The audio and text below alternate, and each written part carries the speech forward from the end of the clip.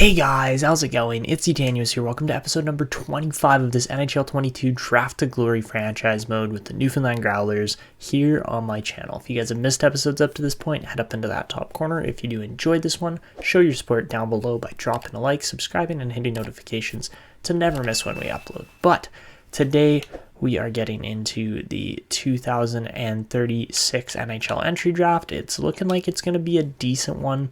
I'm not entirely sure how all our picks are going to pan out, but a lot of them are looking interesting. There's another Sergei Kozhevnikov in this draft, but this guy's actually looking like a steal. Valery Kolasov.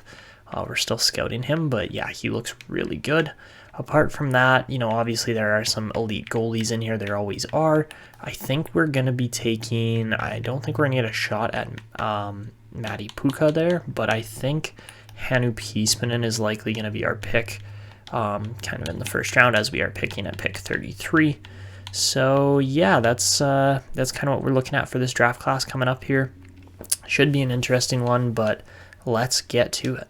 So guys, just looking at the contracts here for this team, and we don't really have too many expiring deals. Timofey Morozov's kind of the biggest name, and honestly at this point I wouldn't even be upset if we just let him walk. He wants most of our remaining cap space for a contract, and I just don't know if that's doable, especially with some of the other pieces we have down here in the system. A guy like Nathan Fairchild, he's going to be cheap for another 2 years probably, so that's a really good contract. We'll likely be pulling that one into the works here. I think we are going to sign a guy here like Marcel Grandpierre again. He's actually looking at a much cheaper deal, $3 million for the next 3 years, which I would be okay with. Along with that, I think we should probably sign a guy like Tom Sutter as well. I think he is NHL ready. Despite not putting up the greatest season in Everett this year, I think he could jump in, and that would be, kind of the jolt he needs to really become a good player. Apart from that, I believe we can sign Patrick Nugent-Hopkins too. He went from 17 to 60 points in one season, which is absolutely absurd, so we'll see if he maybe develops. And apart from that, unfortunately, a lot of our other defensemen just haven't really gotten it together yet. And that's too bad, because we could really use another top-end kind of defenseman here. We've been drafting good defensemen, guys like Hugo Gaudet, Jerome Gauthier-Leduc, a bunch of guys are supposed to be good, and just, you look at our NHL roster, we've had, 3 defensemen pan out as NHL-level defensemen. That's it. Apart from that, Morozov's barely, he says top 4. He's barely a top 4 defenseman. Yes, O'Neill is top 4 in my opinion. Same with Nicholson, pretty much top 2 still. He's been absolutely phenomenal throughout his career. But Delmore turned out really well too for a 3rd rounder. And then, Gustavo O'Neill's a 5th rounder. Sometimes you just land steals, and we have been so far and few in between for picking defensemen in this series that it would really be nice to actually land a top-end defenseman, but that's obviously not going to happen anytime soon unless we somehow nail a steal here. So let's go offer those couple contracts just to Grandpierre as well as Nathan Fairchild. But yeah, there's just really not too many contracts here that we really actually need to offer this offseason. So we'll offer those 2. As far as other expiring deals go, a lot of these guys are just entry-level kind of deals, not super expensive, and they're very likely worth keeping around. We also have 48 contracts signed, and we've got a lot of rookies coming up here. At least 2 or 3 guys like Hill, Reeves, Vigier, and of course I do want to sign Sutter too. So yeah, we're gonna have to kind of pick and choose here, and I think I'm gonna save that for after the draft. We will get Grandpierre, and we will get Fairchild, and also Boland, and I think that's gonna be it for now. And the Calgary Flames are going to land this franchise player coming up here in Dundas, I believe his name is. Yeah, Aiden Dundas. Oh man, that's going to be a great player for Calgary. But yeah, it's just an interesting draft coming up here. I mean, I'm really hoping, Kolasov is going to be a low elite. Beautiful. All right, I'm just kind of trying to find other other steel kind of players in here, and it just doesn't look like too many are really panning out, unfortunately. So we'll see how it goes. It's going to be an interesting draft. But this year for retiring players, we're going to see Laine, DeBrincat, Tkachuk, and Pettersson all over 1,000 points. McCarr just does not quite eclipse the 1,000 point mark, but that's okay. It happens, and yeah, still very good seasons overall for so many players throughout here. Yeah, that's just impressive. And as far as goalies go, we're going to see quite a few decent ones retire here. Nobody super crazy, but, good goalies no less. And, oh, shoot, I totally didn't write those down. Cool. All right, and as far as, we're going to lose Brendan Lowe. No. Oh, that is actually detrimental. All right, he wins his 6th cup and says, peace, and just leaves. No, that's brutal. All right, so getting to the draft here, we're going to have to actually go for a new coach coming up, which sucks, but it is what it is. So let's get into this. It's going to be an interesting draft. Obviously, we are picking dead last in the draft, which it is what it is. And all right, up to pick 33, yeah, Puka just gets picked out from under us. That kind of sucks, but it is what it is. Apart from that, lots of medium 6s and top 4 defensemen for this first round. This is actually a really solid first round. Not bad at all. Yaskin, interesting winger there. He's a grinder. But yeah, Calgary gets the real prize of the draft there in Aiden Dundas. So our first pick, as I said, is going to indeed be a defenseman. That's just what we're trying to land here. And we're going to go with Hannu Piispanen, Finnish talent. His weaknesses are size and reach, but leadership ability, offensive instincts, and foot speed would be phenomenal for this team. So let's add him. He is obviously a low elite, but how good is he? And he's 61 rated. Okay, so not phenomenal, but not bad either. He's actually fairly well balanced as an offensive defenseman, and hopefully we'll see that continue throughout his growth. So Frolov goes in the 2nd round. Same with Van Allen, same with Cote. Oh my goalies. This 2nd round is just full of them. Heatley, ooh. John Heatley is a very nice pick too. Wow, okay. Ooh, Benural, not bad either. Also Byron, Smirnov. Yeah, okay, wow. Decent 2nd round actually here to start off. All right, and at pick 66, who are we taking? I think I'm going with Hulse here just because I would like a decent potential. So we're going to go with Jürgen Hulse. And of course, he's medium elite. He's full bars on the scouting. And he's 54 rated. Okay, again, not phenomenal overall rating, but not terrible either. So into round 3, we see a bunch of starters get drafted there. Apart from that, not much actually. Ouch. Marchment was decent. And that was about it. Yeesh. Okay, so I could go with Taylor Benn, but I've got a feeling he's going to be a low 4. Yeah, I'm not going to go with Ben. I think instead I'd rather go with a guarantee in this kind of round and range. And where is he? I want Kolyakovo. He's way off the board, but that's the thing is I know he's loaded with X factors here now. So let's take Kolyakovo 99th. It's not the best pick. It's 2 goalies in a row, but you never know. We might be able to shop these guys as RFAs in the future, and that could potentially get us better picks down the line. So with that in mind, not a particularly great 4th round here either. And all right, we're actually landing decent kind of potential. Yeah, called it. Ben is a low top 4. We don't really want that potential. So all right, pick 132 now, and I have to go off the board here, but I think I'm going with another defenseman. I think I'm going to go with Jacques Benoit. Reason being is because, again, we need defensemen, but I'm not set on him, but I'm really hoping he's low elite just based on character and work ethic and stuff like that. Some concerns he can handle professional environment, does care about winning, so he's very obviously like a defensive defenseman or enforcer, and he is low elite. Sweet. Okay.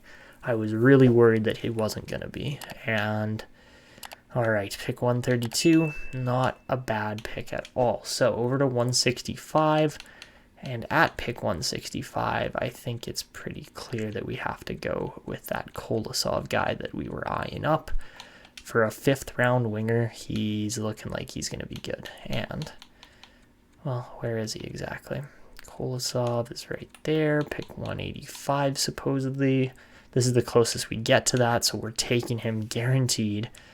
And Valery Kolosov is, with the 2-year ETA, 70 overall. Let's go. That is an absolutely amazing pick.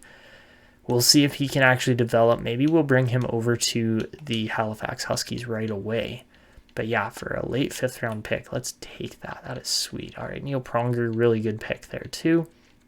And, apart from that, not a particularly great 6th round there. So, yeah, I mean, Kolosov is just, oh my word, he's going to be a freaking tank. So, keep an eye on him. He might turn into something real special if he develops properly.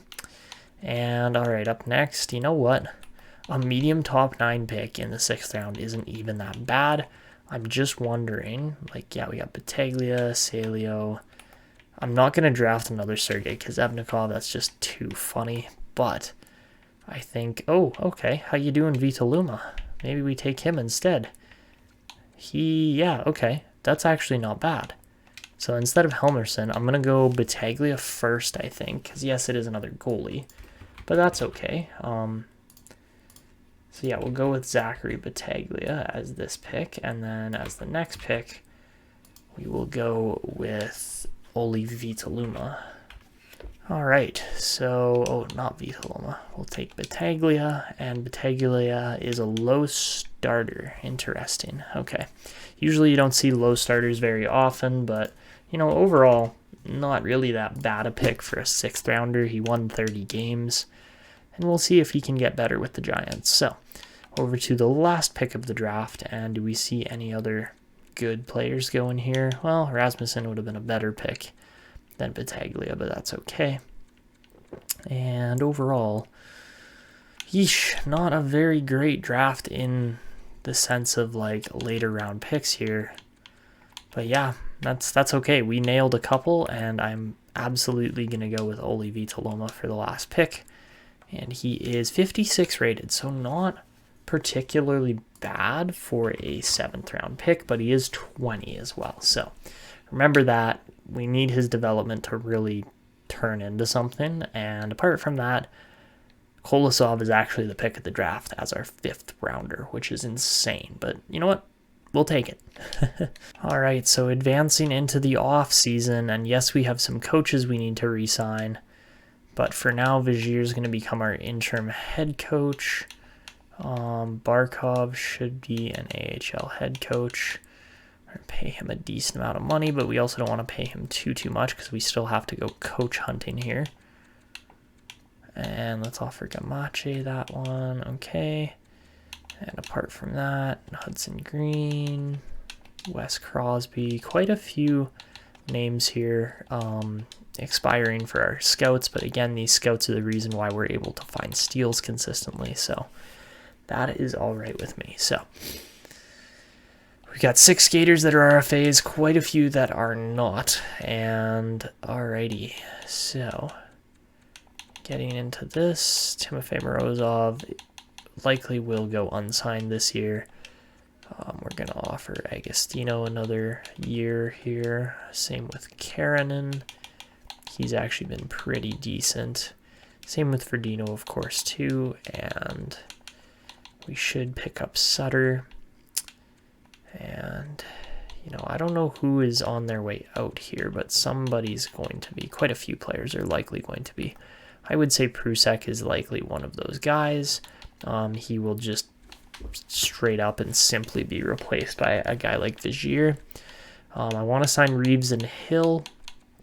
And after that, Repik is not going to get a contract. But yeah, we'll go Reeves and Hill to start things off for 2 new deals here. Apart from that, Jackman, Sotheby, these guys aren't growing particularly well, but that's okay. So I want to bring in Kolosov as a deal. I want to bring in... who else? If we bring in Kolosov, obviously Vajir is getting signed, but Kolosov, Vajir, and I think I want Patrick Nugent-Hopkins too, as well as Sutter. So that's 4 roster spaces we need to make space for. In doing that, we're going to have to release a couple players. So the first guy that I think is done with this team at this point is Eugene Edwards. He just didn't play last year. I'd rather buy him out and give him the opportunity to go play somewhere else. We'll sign Sutter to replace him. We'll sign Patrick Nugent-Hopkins as well to replace that kind of position and role. We'll sign Vajir here to replace a guy like, Prusak's actually been decent. He had that 80-point season right off the bat, but yeah, for like a 6th rounder, he actually did okay. But yeah, we're going to just release him as well, clear up a roster spot. Honestly, I don't know if Forsberg and Boblev are going to be around for that much longer. A lot for them big deals on just like 1-year contracts, if that makes sense. Because these big deals aren't even big deals, which is okay. And obviously we want to bring back Byron Borowski. He's kind of like the team captain down in the minors. And yeah, apart from that, not too much else going on here with this team. That should be enough roster spots. I might be incorrect on that, but... oh yeah, we'll release Morozov to get him out of here. Fairchild liked Morozov, which I don't entirely see why he did, but that's okay. And apart from that, my God, we've got goalies galore here. So we've already got 5 signed up. I don't know if we're actually going to be able to sign everybody here. So honestly, we might have to let a guy like, oh my God, Fairchild's 87 rated. Are you kidding me? Oh, he's an elite goalie too. No, I don't want to have to pick between these guys. Oh, shoot. This is the worst. Like, this is actually the worst because Fairchild was really good. He wasn't as good as Vorobyov in his season debut. But, like, Fairchild's 23 and looks like an absolute unit. We're allocating $10 million worth of cap space to Yury Vorobyov. We literally cannot buy him out for... well, we could. But that just doesn't make sense. He's coming off a 44 win. I don't think he won the Vezina, but he's coming off a 44 win season, which was very impressive. And he's got 352 wins in his career, all for Halifax, which is insane. So I don't know if we let him go now for a guy like Fairchild, who looks like an absolute beast as well, or what? Because, like, they're pretty much the same rating. It's just we've got Fairchild for 2 years with no cap space. And we have other goalies here that are pushing the envelope to try and make the team. So, shoot. I don't know what to do. I genuinely don't know what to do with this team. As far as the goalies go anyway. So, let's just advance a day, I think. I don't actually know what else I want to do besides that. I mean, I want Kolosov in the team, but we'll see what happens here. And yeah, okay. Let's advance. We get Barkov. We don't get Gamache. Okay, we get a bunch of scouts. We get Tom Sutter, Patrick Nugent-Hopkins, Lindbergh, Boblev, Verdino rejects. Okay, Borowski, Karanen, Reeves, Forsberg, Vajir, Zinger, Agostino, Hill. We got pretty much everybody there, so. This is such a goalie dilemma, and it's brutal because I don't want to have to deal with it, but we're going to have to figure something out here. So, we are essentially full on contracts at this point. Our goalie roster is becoming ever increasingly difficult to manage. And yeah, I mean, even with those 2 guys signed up goalie-wise, we can't trade our roster's full. We get Joffrey on, but yeah, we're going to lose Seabrook. I mean, honestly, even Murray Bertuzzi's likely on his way out as well. Yes, he won 37, but no, he got 4 shutouts, actually. So he was actually pretty good, but I really do think Deschamplain is the better of the two. But we'll see about that. Mason Nueve didn't play at all, and he probably would have put the lights out in Halifax, to be completely honest, but if we hold on to him, then we likely have a chance at a qualifying offer too. And yeah, it doesn't make sense to sign Seabrook over these other guys.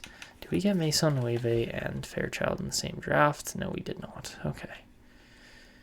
Okay, so I really don't want to run a goalie tandem, but I don't know what else to do here. So the biggest issue for me is I don't want to stunt Fairchild's growth. He has been absolutely sensational throughout his time with this team. He's been a great goalie. He looks absolutely amazing. And I don't know what else to do. We can almost load him right up with X factors at this point, and he's just 23. Like, oh, this is brutal. I think we stick with them both for one more season. We're just going to sim to free agency at this point, get this last little bit of the team figured out, just finish up here. And are we full on contracts? We pretty much are. So the only guy I really want to sign is Valery Kolosov, 71 rated at just 19 years old. He's going to be a good piece in this team for the future. So he should be able to sign that. I don't see why he wouldn't be able to. All right. And let's go to free agency. So it sucks that we're not getting compensation for certain pieces, but now we got to sign a coach too, which is also an extremely difficult situation. Let's go Blake Wheeler for now.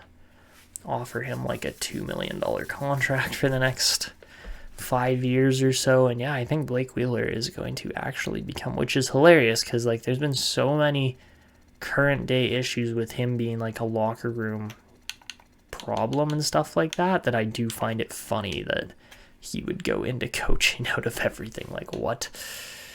And worst case scenario, if that doesn't pan out, then what we do is we go to, where did he just go? Downpost, we go to him, offer him like a $1 million deal. Offer that contract, and hopefully, you know, those go through, but we'll see. So, bunch of big name players on the block that we probably shouldn't even have there. Solomon Edwards is one of our most valued players now. Interesting. Okay. And apart from that, not too much else super crazy things going on with our team here. Everything looks pretty normal. And yeah, it's just unfortunate the way some things are panning out with this team because we don't really have control over the goaltenders and how good they develop. It's literally just, does the team play well in front of them? And yes, the team has played well in front of both these guys. Maybe it gets to the point where we actually start Fairchild over Vorobyov next year. Who knows? But all right, for free agency this year, we have 0 roster space. And there are some pretty darn good players in free agency that obviously we're not going to pursue. How did Ola Backer, really, Pittsburgh? What are you doing? Like, what are you doing with your free agents here? That's just insane that you would not sign guys like that. Kuplin goes undrafted. Any other good players in here? Not really. Like, Dempsey's a Seattle forward. We can't sign him. McNeely we don't need. Leitch. Washington defender we don't need. Yeah, I don't think there's anything we actually need from free agency this year. So that's just a look at some of the free agents. There are some really good ones in there, but, you know, that is what it is. As far as goalies go, Obviously, Seabrook and Wilford are going to be our goalies in there that we cannot sign. And yeah, overall, not a super insane goalie market, but not bad either. And yeah, I mean, I think our team's goaltending is in a very good spot right now. So let's get to the next season. Nothing really crazy for free agency this year. And hopefully we get these coaches here coming up in the next couple of days. And we... what the hell? Wait, did we get Blake Wheeler? It seemed like we didn't. I think he said, even though I don't like the makeup of your roster, I'll accept. And I'm looking at it like, what are you talking about? So let's demote him to associate coach. Make Vigier head coach. And his system fit is brutal. All right. So yeah, we will have Blake Wheeler as our head coach. I'm going to go out and hire just a couple more coaches to help balance things out. We have a lot of forward coaches right now, and I am more so just looking to kind of balance out our availability here. So I think a veterans coach would actually be a really good idea. We'll go get Ted O'Brien, and hopefully that makes a difference. Apart from that, an associate coach that is either a generalist or a defensive coach would also go a long ways with this team right now. So let's go for Kelly Reinprecht, and then for an assistant, I'll go with just a generalist in Carl Fritzmeier, and hopefully we get all those coaches. It would be nice to just have that availability and kind of depth in our coaching staff. So we get, I think we did get O'Brien, we don't get Fritzmeier. And all right, we do get Reinprecht. Okay, so that's not terrible. I'll take it. And now our coaching staff actually looks a little bit more kind of spread out and available to work with our team well. So 55% staff chemistry is not great, but we will get to the next season and hopefully they can start to repair it from there. All right, guys, so not going to lie, but I think this might actually be one of, if not the very best team I have maybe ever put together in a Draft to Glory series, or anything even close to that in general. So, yeah, just keep that in mind when looking at this team, because it is absolutely stacked, it is absolutely loaded. And, yeah, it's so good. Oh my god, this team, dude. This team. Alright. So, first things first, guys. We got to tackle some issues on X Factors here because this team is so good this year that a guy like Solomon Edwards, that we took 9th overall back in 2025, literally 11 years ago, has finally hit a 90 overall. He's been working his way up. He's been an absolute beast for this team throughout his stay here. And stick him up is going to be his X factor because he's just got 96 stick checking, which is simply the best stat out of his entire range and category. And he gets fully loaded. He gets all the X factors here. So he had such a crazy jump up there that I think no contest is a good one, as well as he checks, like he body checks really well, but I think shrug it off might actually be the better one for him just because of the way he plays. He plays a very physical brand, but he's still a playmaker, so that's going to be Solomon Edwards. And he's playing on our second line now. He's literally playing ahead of Conor Geekie, which is insane. Apart from that, at an 89 overall, Sawyer Klemm gets all but a zone ability. And he's working his way up. I wouldn't be surprised if he's got his own ability by as soon as next season, but I gotta actually just look and figure out what else we're allocating his abilities to here. So he's not super physical. His defense is amazing. So yeah, defensive awareness is up there. He's got 99 passing, which should warrant a tape-to-tape zone ability as is, but he's got a good shot too. So what I'm thinking here is we give him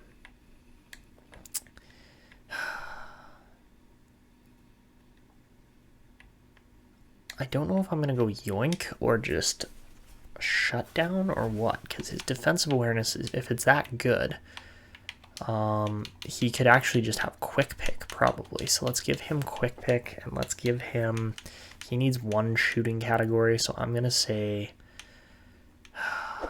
probably make it snappy. Let's give him that one and see how well he does with these. So yeah, Sawyer Klemm has turned into one hell of a player for us too. He's our last like real draft steal that we've landed that's turned into something here. But apart from that, at 85 we can give Draper one more X factor, and his offensive awareness probably is his best stat there at 94. So with offensive awareness being so good,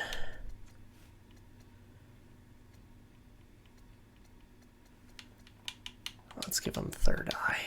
I think that's probably the most likely option. Yes, he is a sniper, but you know, if your awareness is that good, you should be able to pick out passes and things like that. Apart from that, Chandler Boland is just an absolute wrecking ball of a player. His physical category is 5-star. He's got strength, body check, and aggression. So with that in mind, he gets one X factor, and I think that one singular X factor should probably be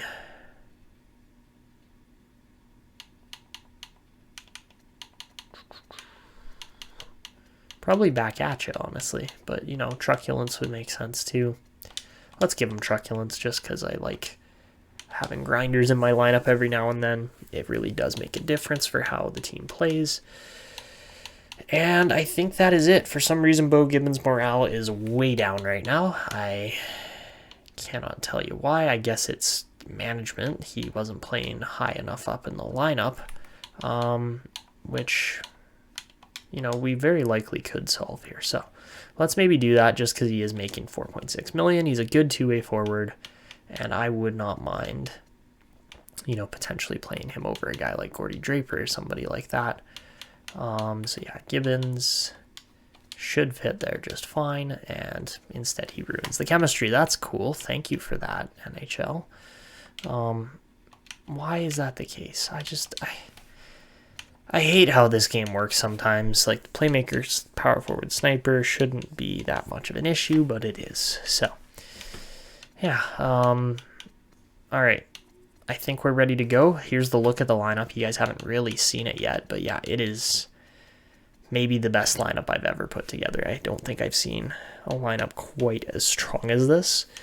And look at our goaltending. Oh, I missed Fairchild for goaltending too. He is going to be getting like every single statistical category that you can fill for a goalie. His reflexes are through the roof, quite literally. Not quite the same as Vorobyov's, but Vorobyov's older too, right? So yeah, don't get me wrong, if Nathaniel Fairchild has a big year here, and is it Nathan or Nathaniel? I think it's Nathaniel. No, it's Nathan. Nathan Fairchild. Don't get me wrong, if Nathan Fairchild has such a ridiculously good year here that he, you know, very well maybe actually becomes a franchise goalie. I've literally never seen a high elite hit franchise in pretty much all my time that I've been playing NHL, which is crazy. But we're going to give him mainly reflex-based X factors, but yeah, he's going to be something, and at $2.5 million, oh my god, he is going to be so good. So keep an eye on Fairchild, keep an eye on Vorobyov. Those guys are going to be crazy as we get into this season here coming up. But I think we're going to just do a quick season sim here. I'm not really going to slow it down too much. I'll get my scouting done, and I will be back with you guys once we kind of figure out what's going on with this draft. And, you know, just check out the team ratings before we do the full season sim. And also just quickly, guys, something I didn't show you here, but that is something that needs to be kept in mind, is our AHL system. We've got guys like Maxime Vigier here, who is a first-round pick who's looking really good. Valery Kolosov, we'll see if he can do any damage this year in the minors. And then the defense is all over the place. Patrick Nugent-Hopkins is 79 rated at 20 years old. and is very puck skill, shooting, physically, and defensively based, but has like no senses in skating, which again is just weird to me, but it's the way players develop in this game sometimes. And our goaltending is absolutely loaded. So keep an eye on that too. We will be highlighting how Halifax does as well. But yeah, this team is insanely good this year. All right, guys, so heading into this 2036-37 season, the Newfoundland Growlers have got 100 offense, 88 defense, and 93 goaltending, and this team looks loaded to go on yet another cup run, which we'll see if it happens or not, but I think we might actually see it. So anyways, I will be back with you guys at the end of the 2036-37 season. As far as draft class goes, we're looking at a franchise power forward named Emil Wolf. So who knows what's going to happen, who's going to land this guy, but he looks like an absolute beast. And yeah, it should be a good draft class. We'll see. I mean, there's a guy like Beta here down at 9 who might actually turn into something crazy, but again, you never know. Sometimes picks just end up all over the board and you get lucky. Alright guys, so this season the Newfoundland Growlers put up a 62-14-6 record for 130 points and first place in the league. It really wasn't even that close, but just an insane performance there. As far as the Halifax Huskies go, they would also win 60 games, putting up a 60-19-3 record for, again, a first place finish and 75% of the points there, tying with the Hartford Wolfpack, but probably finishing first place. So, for scoring in the AHL, Verdino, Agostino, even Kolosov. Ooh, Kolosov's up to a 79 already. Nice. Vigier also up to a 79. We got some decent growth this year. I'm actually quite happy with that. So yeah, very good season all around from the AHL there. Mason Nueve wins 47 games. Defensively, Doherty, hey, he's not looking too bad now. Up to a 78. Bourret up to a 79. Knubel up to a 78. Nugent Hopkins stays at 79. Okay, not particularly great, but really could have been a lot worse too. In the NHL, Fantilli misses the 100-point mark by one single point. Carpenter puts up 91. Catton puts up 88. We get 86 points out of a guy like Solomon Edwards, which is amazing. Kozhevnikov with 77. Klemm regresses with 73. Don't ask me how that happens, but it does. Nicholson, Geekie, Svedberg, lots of good scoring players, but nobody was super insane.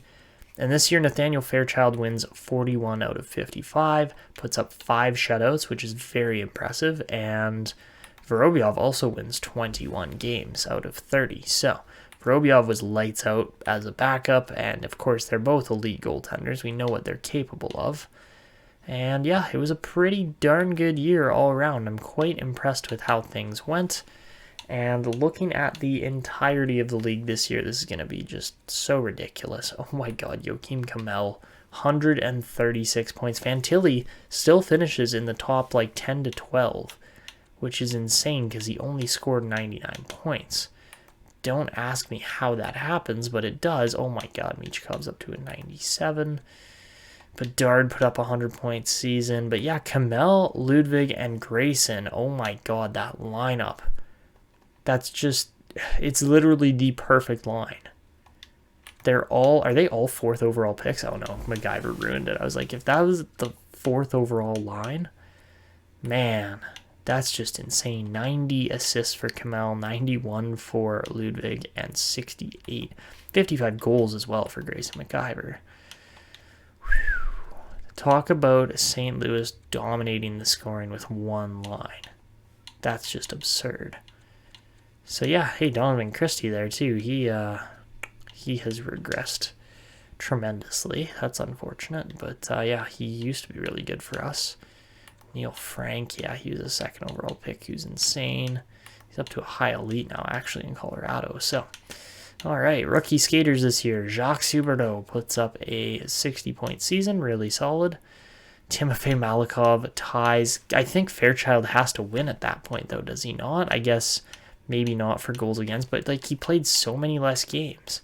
Harrison Jones was phenomenal. I don't know, man. I don't honestly think Timofey Malikov was better than Nathan Fairchild. So that's just my opinion. But Simon Demers puts up an 83-point season with the Edmonton Oilers this year out of all teams. Bunch of good seasons. Nicholson at 34 still puts up a 67-point season. That's amazing. He's up to 782 points in his career now. And your top goal scorer this year was Gail Smolinski. 58 goals, just tops out guys like Bear. Bear Antonio also scored. He only scored 84 points, but he had also had 55 goals, tying Grayson McIver and other crazy good players like Israel Young and so on. My goodness. Alright guys, so next episode we will get into the playoffs yet again, see if this team can go on another cup run or if it's going to be cut short by elimination. So we will take on the Boston Bruins yet again. That is the same team we took on last year pretty much, and Ali Paul is looking like a beast. 94 rated at just 19 years old. That's insane. So yeah, they put a decent lineup around him too. I think we have something to be worried about there at Ali Paul, but at the same time, I think our team could very easily shut this Boston team down. So anyways, that's where we're going to leave it. If you guys enjoyed this one, make sure to go down below, drop a like, subscribe, hit notifications to show your support, and leave comments as well to interact with me. But that is it for this one. This is Etanio signing out, and until next time.